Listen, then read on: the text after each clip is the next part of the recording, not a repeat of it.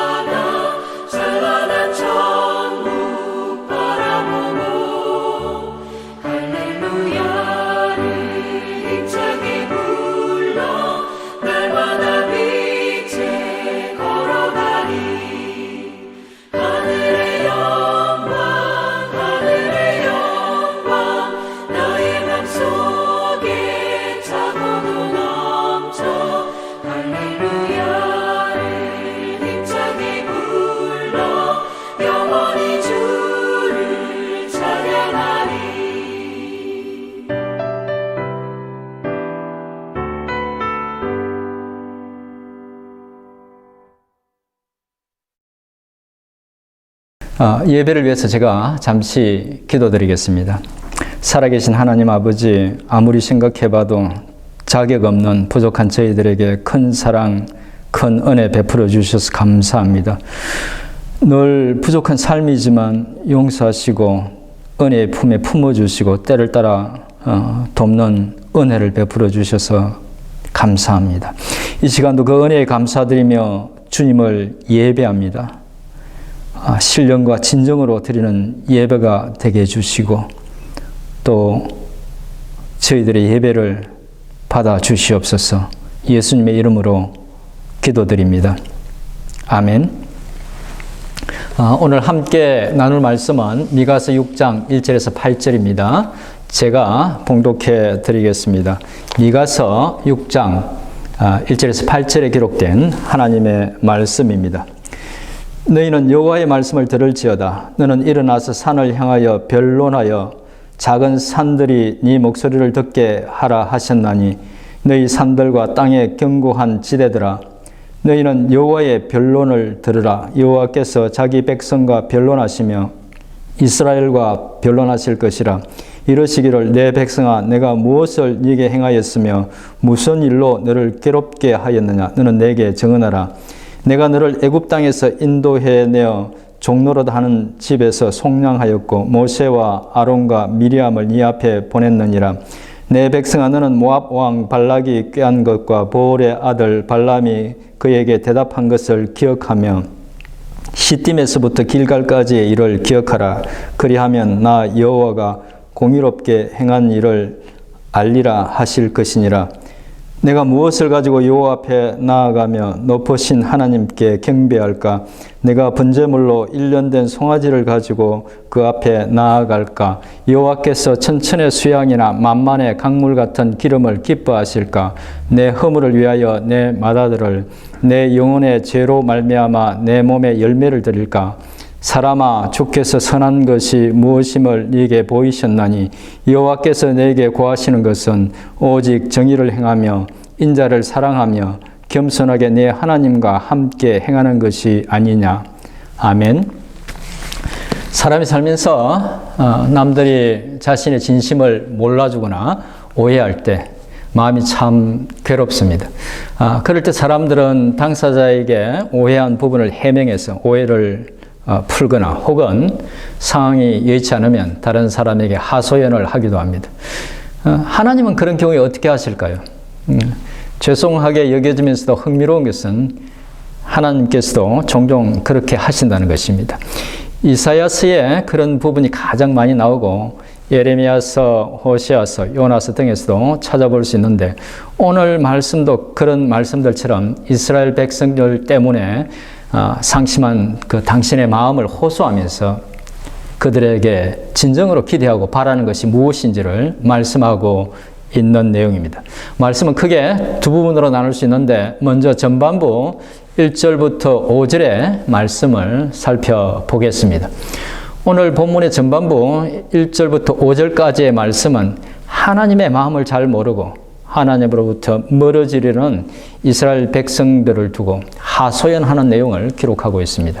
1절과 2절에서 하나님은 이스라엘 백성들에게 세상 만물 앞에서 서로 변론해 보자고 말씀하시면서 3절에서 도대체 하나님께서 그들에게 무슨 일로 괴롭게 했느냐고 묻습니다. 그러면서 4절에서 짧게 과거 종살이 하던 애굽에서 그들을 구해냈던 출애굽 사건을 언급합니다. 하나님께서 그들을 종살이에서 구해내시고 비록 그들의 죄 때문에 생긴 일이긴 하지만 40년 동안 광야에서 생활할 때 메추라기와 만나를 먹이시고 반석에 물을 마시게 하셨던 일을 말씀하십니다. 하나님께서 그들이 부족했음에도 불구하고 은혜를 베풀었다는 것을 상기시키기 위해서 이 말씀을 하셨던 것으로 보면 될 것 같습니다. 이어서 바알볼의 사건을 언급하면서 시딤과 길갈에서 있었던 일을 기억하라고 말씀하십니다. 시딤과 길갈은 광야 생활 마지막에 나오는 지명으로 시딤은 이스라엘 백성들이 하나님께 한 가지 큰 죄를 지었던 곳이고 길갈은 그런 그들을 다시 품으시고 은혜를 베푸셨던 곳이었습니다. 두 사건에 대해서 좀 더 자세히 말씀드리겠습니다. 시딤에서 있었던 사건은 5장 첫머리에서 잠시 언급하고 있는 것처럼 모압 왕 발락과 거짓 선지자 발람 두 사람과 관계가 있습니다. 민수기 22장부터 24장에 발람과 발락에 관한 기록이 나오는데 여기에 기록된 내용으로 보면 발람이 비록 거짓 선지자이기는 했지만 이스라엘 백성들에게 아무런 해악을 끼치지 않는 것처럼 보입니다. 그는 비록 모압 왕 발락이 이스라엘 백성들을 저주해달라고 부탁했지만 발람은 하나님이 자신에게 주셨던 메시지를 이스라엘 백성들을 향해서 3번에 걸쳐서 선포하는데 그 내용을 보면 거의 축복에 가깝습니다. 하지만 그것이 발람이 했던 전부가 아니었습니다. 민수기 25장에 보면 이스라엘 백성들이 당시 모압 땅 시딤에 이르렀을 때 하나님께 저지른 한 가지 큰 죄에 대해서 기록하고 있는데 일단 어떤 큰 죄를 지었는지 민수기 25장 1절부터 3절을 보겠습니다. 민수기 25장 1절에서 3절입니다. 이스라엘이 시딤에 머물러 있더니 그 백성이 모압 여자들과 음행하기를 시작하니라. 그 여자들이 자기 신들에게 제사할 때에 이스라엘 백성들을 청하며 백성이 먹고 그들의 신들에게 절함으로 이스라엘이 바알볼에게 가담한지라. 여호와께서 이스라엘에게 진노하시니라. 이스라엘의 남자들이 시딤에 있을 때 모압 여인들의 유혹에 빠져서 이방 신전에서 우상을 섬기면서 그 신전에서 여인들과 음행하는 죄를 저질렀던 것입니다. 그 죄로 하나님은 크게 진노하셨고 그 불로 24,000명이나 되는 많은 사람이 연병으로 죽게 됩니다. 그런데 민수기 31장에 보면 이 큰 죄가 누구 때문이었는지를 말하고 있습니다. 민수기 31장 16절도 같이 읽어보겠습니다. 보라, 이들이 발람의 꾀를 따라 이스라엘 자손을 보올의 사건에서 여호와 앞에 범죄하게 하여 여호와의 회중 가운데 연병이 일어나게 하였느니라. 이방 신전에서 하는 우상 숭배와 음란한 짓에 가담하는 바람에 24,000명이나 되는 사람이 연병으로 죽는 그 큰 사건이 일어났는데 그것은 바로 발람의 악한 꾀 때문이었다고 기록하고 있습니다. 발람이 모압 왕 발락에게 그 악한 꾀를 알려주었던 것이죠. 그 때문에 이후에 이스라엘이 모압을 칠 때 그런 악한 꾀로 이스라엘을 실족하게 했던 발람도 칼로 죽입니다. 시팀은 이스라엘의 조상들이 가나안 땅을 눈앞에 두고 그런 큰 죄를 저질렀던 곳이었습니다. 그러면 길갈에서는 어떤 일이 있었을까요? 길갈은 이스라엘 백성들이 요단강을 건너서 가나안 땅에 들어갔을 때 진을 치고 머물렀던 첫 성읍이죠. 요단강에서 가져온 12돌로 기념비를 세웠던 곳이기도 합니다.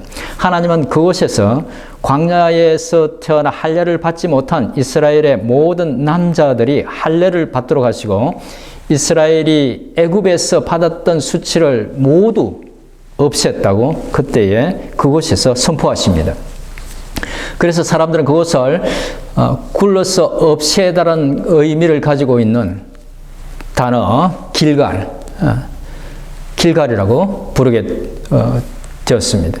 길갈은 비록 이스라엘 백성들은 신실하지 못했지만 하나님은 그들의 조상들에게 약속하신 대로 신실하게 그들을 가나안 땅으로 인도하셨다는 것을 상징하는, 그리고 할례를 통해서 애굽의 수치를 완전히 씻어주시는 그런 큰 은혜를 베푸신 곳이었습니다. 시딤과 길갈 두 곳에서 있었던 일을 비교해 보면 이스라엘 백성들의 허물과 죄에도 불구하고 하나님은 언제나 신실하시고 은혜로우시다는 것이 드러납니다. 5절 끝부분의 말은 바로 이런 일을 기억하면 이스라엘 백성들은 여호와 하나님이 공의롭게 행하시는 분이라는 것을, 또 신실하고 은혜로운 분이라는 것을 알게 될 것이라는 것입니다. 이제 6절부터 8절 후반부의 말씀을 살펴보겠습니다. 여호와 하나님은 그렇게 당신의 답답한 마음을 호소하신 후에 이제 미가 선지자를 통해서 당신이 정말 원하시는 것이 무엇인지를 말씀하시는데 바로 말씀하지 않고 먼저 질문을 하게 합니다. 6절과 7절을 같이 읽어보겠습니다. 내가 무엇을 가지고 여호와 앞에 나아가며 높으신 하나님께 경배할까? 내가 번제물로 1년 된 송아지를 가지고 그 앞에 나갈까? 여호와께서 천천의 순양이나 만만의 강물 같은 기름을 기뻐하실까? 내 허물을 위하여 내 맏아들을 내 영혼의 죄로 말미암아 내 몸에 열매를 드릴까? 찬양으로 많이 듣고 불렀던 말씀이라서 아주 익숙한 말씀입니다. 사실 미가 선지자는 자기 자신이 이런 질문을 하는 것처럼 말하고 있지만 가만히 생각해 보면 누구보다 하나님을 잘 알고 있는 미가 선지자가 이런 생각을 했다고 보기는 어렵습니다. 미가 선지자가 그렇게 생각했다기보다는 종교적 행위에 빠져있던 이스라엘 백성들의 생각을 좀 극적으로 표현하기 위해서거나 혹은 실제 당시 이스라엘 백성들이 하고 있던 생각이나 말을 그대로 표현하고 있는 것일 수도 있습니다. 미가가 6절과 7절에서 하고 있는 질문을 보면 하나님을 정말 사랑해서 대단히 소중한 것을 드리려는 것처럼 보이지만 이 질문들은 극적으로 표현하기 위한 것이든 혹은 실제로 했던 것이든 하나님에 대한 오해를 드러내고 있습니다. 1년 된 송아지, 천천의 순양이나 만만의 강물 같은 기름, 이런 것들을 바치면 하나님이 과연 기뻐하실까라고 생각했다는 것은 그들은 하나님이 다른 우상들처럼 재물의 크기에 관심이 있는 분이라고 생각했다는 것을 드러내고 있습니다. 그리고 내 허물을 위하여 내 맏아들을 내 영혼의 죄로 말미암아 내 몸에 열매를 드릴까라는 말은 하나님이 사람을 제물로 바치기를 원하는 그런 악한 우상과 같은 존재로 생각했다는 것을 드러내고 있습니다. 어쩌면 이 말은 당시 아하스 왕이 자기 아들들을 우상의 제물로 바친 것을 지적하는 것일 수도 있습니다. 아무튼 미가 선지자는 앞서 던진 질문에 8절과 같이 답을 합니다. 8절을 같이 읽어보겠습니다. 사람아, 주께서 선한 것이 무엇임을 네게 보이셨나니 여호와께서 내게 구하시는 것은 오직 정의를 행하며 인자를 사랑하며 겸손하게 네 하나님과 함께 행하는 것이 아니냐. 말씀의 앞부분을 보면 미가 선지자가 앞 질문에서 열거한 것들이 하나님을 기쁘시게 하는 것이 아니라 하나님께서 이미 선한 것이 무엇인지를 보여주셨는데 그 선한 것들이 하나님을 기쁘게 한다는 말입니다. 이 말은 하나님께서 지금 어떤 새로운 어떤 것을 말씀하는 것이 아니라 역사 속에서 이미 분명하게 알려주신 것을 말씀하고 있다는 의미입니다. 그러면서 하나님께서 이스라엘 백성들에게 원하시는 선한 것 세 가지를 말씀하십니다. 어떤 것들이라고 말합니까? 첫째는 do justice, 공의를 행하는 것. 둘째는 love kindness, 인자를 사랑하는 것. 셋째는 walk humbly with you God, 겸손하게 하나님과 행하는 것이라고 말합니다. 각각의 의미를 좀 더 깊이 살펴보겠습니다. 먼저 공의를 행한다는 것은 어떤 의미입니까? 그것은 말 그대로 하나님의 백성인 이스라엘 백성들이 살아갈 때에 바르게 살아야 한다는 것이죠.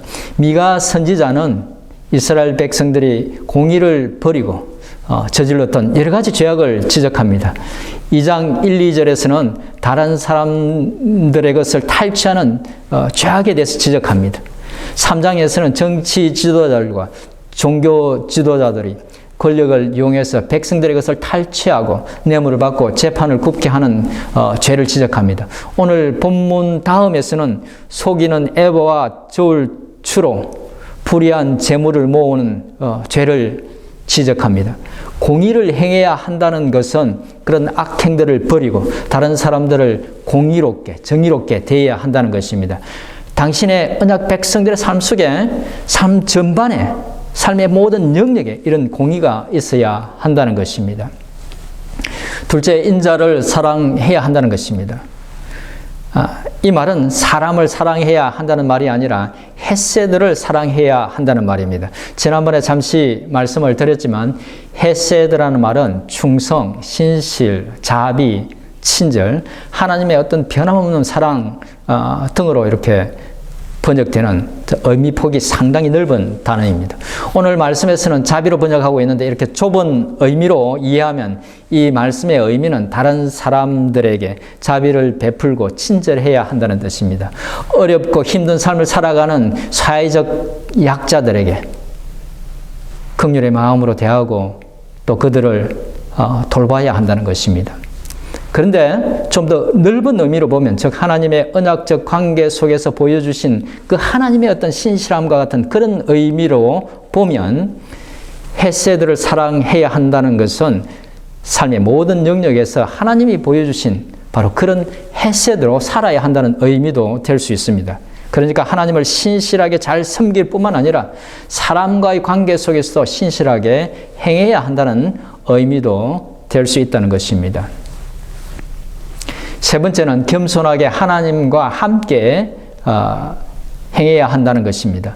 겸손하게 하나님과 함께 행한다는 이 말은 원어상으로 보면 하나님의 뜻을 따르기 위해서 주의 깊게 또 조심스럽게 신중하게 행한다는 의미입니다. 그러니까 이 말씀은 내 뜻을 우선시하는 것이 아니라 하나님의 뜻을 우선으로 하고 그 뜻을 이루기 위해서 신중하게 살아야 한다는 것입니다. 이 말씀은 항상 하나님을 내 앞에 모시고 살아간다고 고백하면서 늘 하나님의 뜻을 쫓아 살려고 애썼던 다윗 왕처럼 사는 삶을 의미한다고 보면 될 것 같습니다. 이 말씀이 오늘날 우리에게 주는 교훈이 참 큰 것 같습니다. 우리는 하나님이 우리의 삶의 주인이고 하나님의 뜻 쫓아 살기를 원한다고 고백하면서도 정작 살아갈 때는 우리 자신의 뜻대로 하고 싶어하고 고집하는 경우가 많습니다. 이 말씀에 비춰보면 종종 밥까지 굶어가면서, 사실 그런 거 금식이라고 말할 수 없죠. 그렇게 하면서 자기가 원하는 것을 하나님께 강요하고 심지어 들어주지 않으면 신앙을 버리겠다고 협박까지 하는 우리의 모습들이 결코 옳은 모습이 아니라는 것을 알 수 있습니다.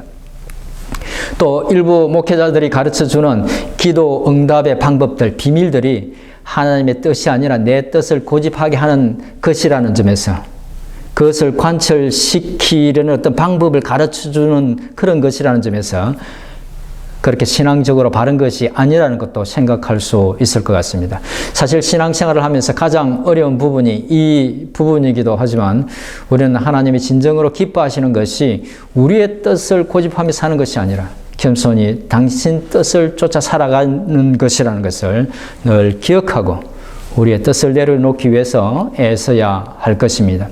하나님께서 미가를 통해서 말씀하신 이스라엘 백성들에게 원하는 내용을 간단하게 정리하면, 하나님께서 원하시는 것은 종교적인 열심으로 우상을 섬기듯이 하나님을 섬겨주는 것이 아니라 삶 속에서 공의를 행하고 인자를 사랑하고 겸손히 하나님과 함께 사는 것이라는 것입니다. 이것은 결국 이스라엘 백성들이 하나님 앞에 나아갈 때 무엇을 가지고 나갈지에 마음을 쓸 것이 아니라 그들이 어떻게 살 것인지를 생각해야 한다는 것입니다.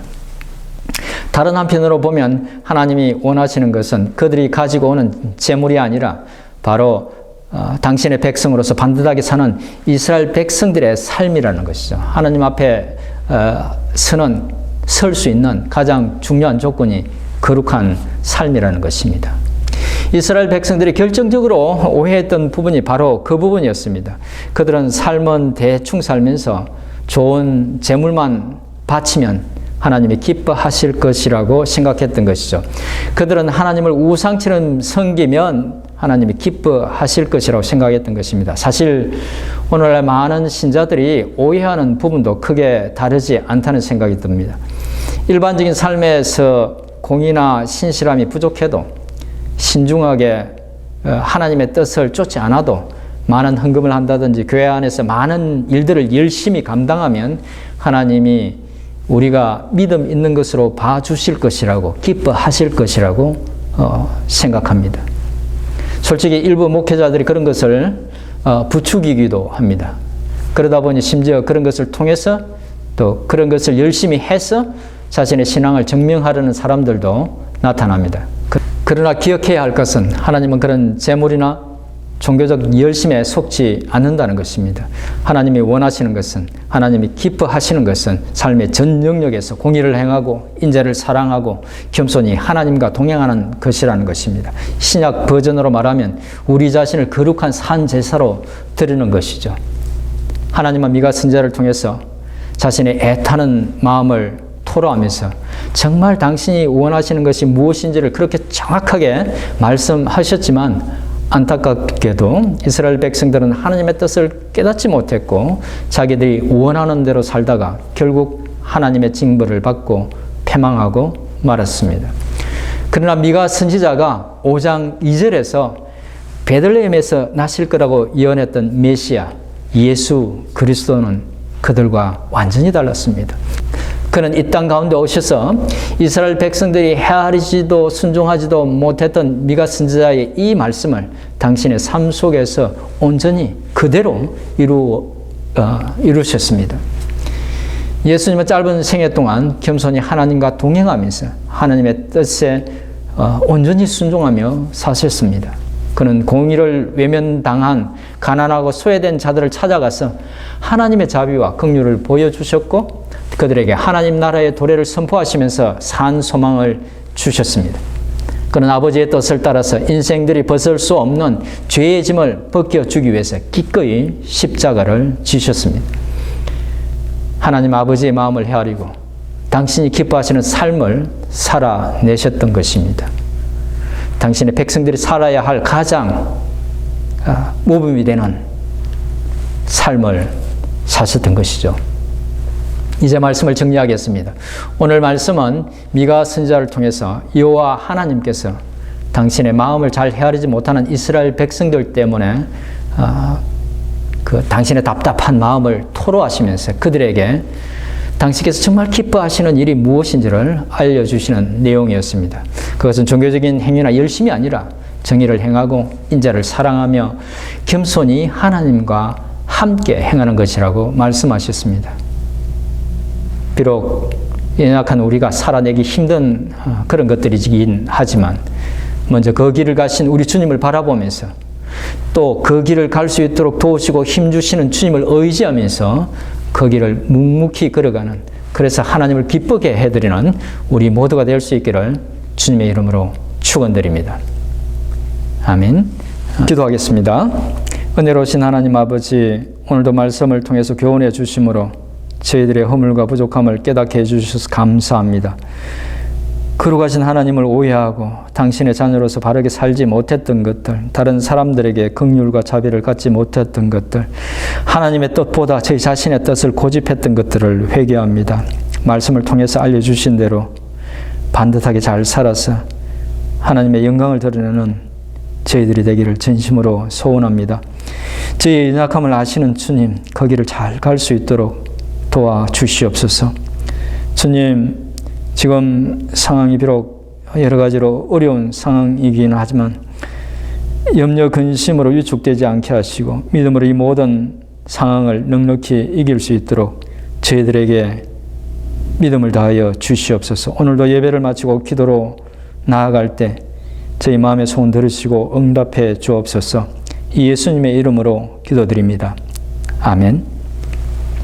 먼저 공동 기도 제목 알려드리기 전에 다음 주에는 하박국서를 하겠습니다. 하박국서를 미리 좀 읽어주시면 감사하겠습니다. 이제 공동 기도 제목 알려드리겠습니다.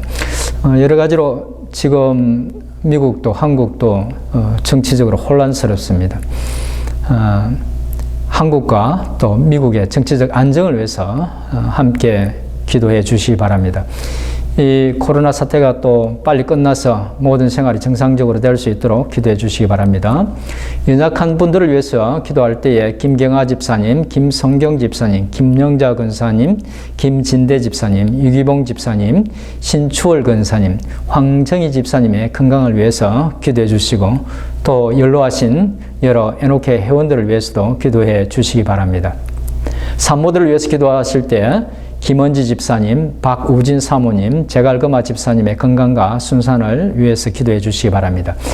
파송 선교사님들을 위해서 기도하실 때 임바울 장영심 선교사님, 정연호 오경자 선교사님, 이주혜 선교사님의 건강과 사역을 위해서도 기도해 주시기 바랍니다.